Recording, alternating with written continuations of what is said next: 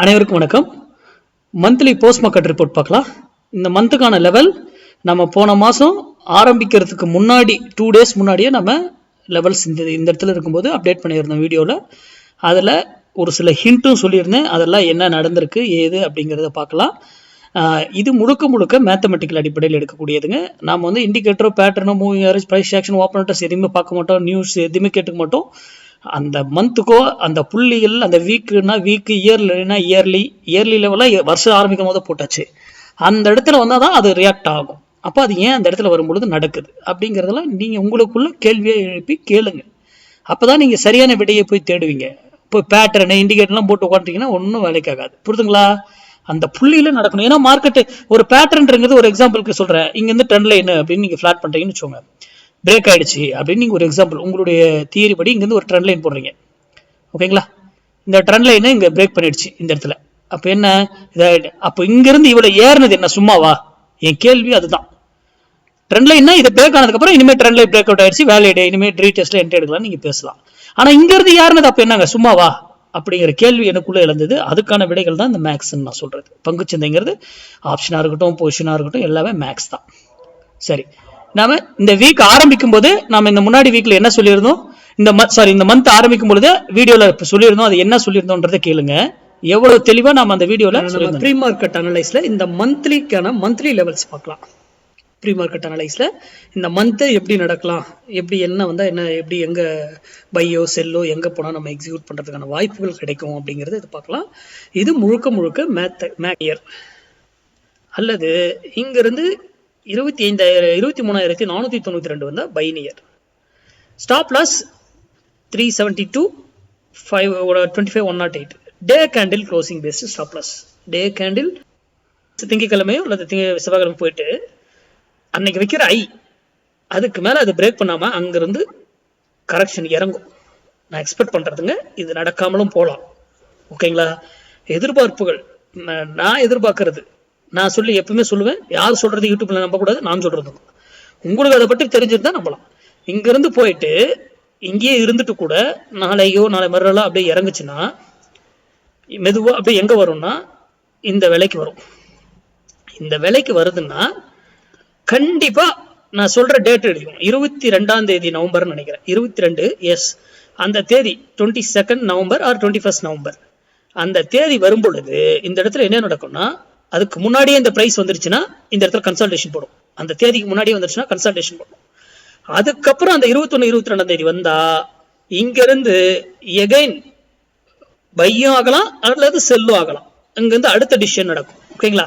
ஆனா அதுக்கு முன்னாடி வந்தாலும் ஏறி உங்களுக்கு அந்த 100 பாயிண்ட்ல நம்ம டார்கெட்ல கொடுத்துருவாங்க. அது வேற விஷயம். அங்க வந்ததுக்கு அப்புறம் ஒரு டிசிஷன் எடுக்கப்படும். அந்த டிசிஷனை கன்சல்டேஷன் போட்டுட்டு அதுக்கப்புறம் நான் எக்ஸ்பெக்ட் பண்றது அப்சைடு திரும்பும் நான் எதிர்பார்க்கிறேன். அதுக்கு அந்த இடம் வரும்போது சட்டன் ரூல் இருக்கு. அங்க வந்து அந்த டைமிங்ல யாரு எந்த பக்கம் இருக்கு என்னன்னு நம்ம ஐடென்டிஃபை பண்ணி பை சைடா செல் சைடான்னு எடுக்க முடியும். அது வேண்டாம், நீங்க விட்டுருங்க. இந்த பிளைண்டா இந்த இடத்துல வரும்பொழுது கன்சல்டேஷன் போடும். இந்த தேதி 21, 22 வர்றதுக்கு முன்னாடியே இங்க மார்க்கெட் வந்துருச்சுன்னா கன்சல்டேஷன் போடும். இல்ல அதுக்கு அந்த தேதிக்கு நேரா தான் வருதுன்னா அங்க வந்துட்டு மார்க்கெட் அங்கிருந்து திரும்ப ட்ரை பண்ணும், ஏறுவதற்கு ட்ரை பண்ணும் அப்படின்னு நான் ப்ரிடிக்ட் பண்றேன். இது என்னுடைய ப்ரிடிக்ஷன். ஓகேங்களா? ப்ரிடிக்ஷன் வந்து தவறாகவும் போகலாம். கரெக்டுங்களா? நம்ம கொடுத்தது இது வரைக்கும் தவறா போனதில்லை. இருந்தாலும் அது யாரையும் நம்பக்கூடாது. யூடியூப்ல சொல்றாங்க. இது நிஃப்டிக்கு இங்க இருக்கு மார்க்கெட். இங்க இருந்து ஏறுனா இங்க போனா 53,392 53,508 அங்க போனா செல்லு நியர். அதே அங்க இருந்து இங்க கீழே வந்தா 49,812 நியர் பை. இதுக்கு ஸ்டாப் லாஸ் நான் மென்ஷன் பண்ணல பாருங்க. எப்பவுமே பேங்க் நிஃப்டில நான் ஸ்டாப் லாஸ் மென்ஷன் பண்ண மாட்டேன். அந்த பிரைஸ்ல இருந்து 150 பாயிண்ட்ஸ். அப்படியே இப்ப கரண்ட்ல பாருங்க. நம்ம என்ன சொல்லியிருந்தோங்க, இங்கிருந்து ஒரு இப்படியே போயிட்டு ஒரு வைக்கலாம், ஆறு அப்படியே இங்கிருந்து ஃபால் ஆகலான்னு. அதுக்கப்புறம் வந்துட்டு ஒரு வச்சுட்டு அங்கிருந்து சொன்ன மாதிரி இறங்கிடுச்சா? இறங்கிட்டு இந்த தேதிக்கு முன்னாடியே இந்த பிரைஸ் ரீச் ஆனா என்ன சொன்னேன், கன்சல்டேஷன் போடுன்னு சொன்னா அப்படியே கன்சல்டேஷன் போட்டு நடந்திருக்கா? அதுக்கப்புறம் நான் என்ன ஆகுன்னு எக்ஸ்பெக்ட் பண்ண அப்ப ஆகுன்னு சொன்னா அதுவும் நடந்ததா? That is the market, beauty of market. இதுக்கு முன்னாடி என்ன நியூஸ் ஏதாவது நமக்கு தெரியுமா சொல்லுங்க? ஒரு லாஜிக் சிந்திங்க. ஏதாவது நமக்கு தெரியுமா? தெரியாதுல்ல. சரி, இப்போ இந்த இடத்துல நம்மளுடைய மினிமம் டார்கெட் என்ன? 100 பாயிண்ட்ஸ். மேக்ஸிமம் அது ட்ரெண்ட்ல. இங்க பாருங்க, இங்க வந்த உடனே என்ட்ரி எடுத்துட்டாப்ல, இங்கே 180 புள்ளிகள். அடுத்தது எகைன் மறுபடியும் ஸ்டாப் லாஸ் அடிக்கல,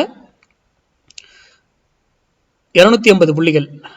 இதுல வந்து ஸ்டாப் லாஸ் இந்த இடத்துல க்ளோஸ் பண்ணிடுச்சு பாருங்க, இந்த இடத்துல. ஆனா இந்த மெத்தட்ல நான் தெளிவா சொல்லியிருப்பேன் அப்சைடு தான். அது அங்க வரும்போது நம்மளால முடிவெடுக்க முடியும்னு சொல்லியிருப்பேன்.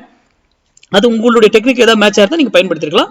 நமது இதுபடி ஸ்டாப் லாஸ் கிடையாது. ஆனா யூடியூப்ல கொடுத்தபடி இந்த வேல்யூ கீழே அது க்ளோஸ் வச்சிருச்சு, நீங்க எக்ஸிட் ஆயிருக்கணும். ஆனா நம்ம இதுபடி இது வந்து ஒன் ஆஃப் தி மெத்தட் தான். பொசிஷன் கிளாஸ்ல அனதர் மெத்தட் இருக்கு, அதுபடி இங்க செல் இது ட்ரிகர் ஆக கிடையாது அப்படிங்கிறது நம்மளுடைய ரூல். அதெல்லாம் தெரிஞ்சிருக்கணும். அப்போ அங்கிருந்து அதுக்கப்புறம் உடனே ஏறிட்டாங்க பாருங்களா. இந்த இதுல எல்லாருமே நம்ம ஸ்டூடெண்ட்ஸ் எல்லாமே ட்ரேட் நல்லா பண்ணியிருக்காங்க. அது வரைக்கும் ரொம்ப சந்தோஷம். இது நிஃப்டி. அப்போ இங்கிருந்து என்ன ஆயிடுச்சு, அது கிட்டத்தட்ட எவ்வளோ பாயிண்ட்ஸுங்க, 1000 பாயிண்ட்ஸ் நீரை போயிட்டாருன்னு நினைக்கிறேன். எஸ், 980,000 பாயிண்ட்ஸ் போயிட்டார். நமக்கு ஒரு 500 பாயிண்ட் எடுத்தா போதாதா? போதும் இல்லையா? இது நிஃப்டி. பேங்க் நிஃப்டி பாருங்க, பேங்க் நிஃப்டி என்ன இந்த மந்த் லெவல் கொடுத்துருந்தோம், இதுதான் கொடுத்துருந்தோம். யூடியூப் அந்த வீடியோ பார்த்தோம். வந்து இங்க பாருங்க, நம்ம நியரு நம்ம பிரைஸ் டச் பண்ண உடனே என்ன ஆயிடுச்சுங்க, இங்கிருந்து அப்படியே ஒரு 2500 பாயிண்ட் அப்பு வித்தின் 4 to 5 டேஸ்ல.